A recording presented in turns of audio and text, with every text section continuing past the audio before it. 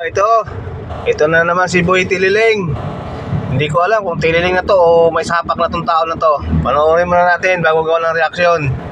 Sabi nila, ang berbo daw ay nagkatawan tao. Kung babasahin mo ang Biblia, ang berbo ay salita ng Diyos. Hindi po siya nagkatawang tao. Narinig nyo, sabi niya?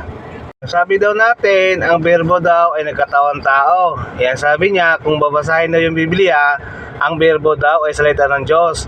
Hindi daw siya nagkatawang tao. Ayan tanong ko, anong Biblia ang binasa mo? Baka pasugo ang binasa mo.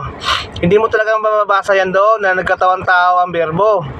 At saka baka ang binasa mong Biblia yung maling salin. Hindi mo rin talaga mababasa yan doon na ang berbo ay nagkatawang tao. Ito ang talata, basahin ko sa'yo. Ito, sayo na ang dating Biblia.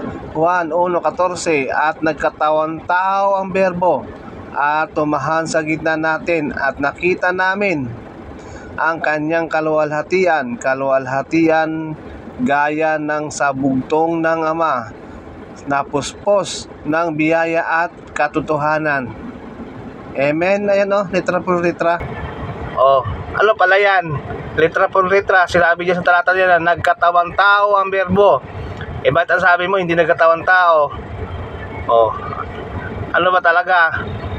Hindi ko na alam kung may tililing ka na o may sapa ka na. Hindi ko na alam kung anong itatawag ko sa'yo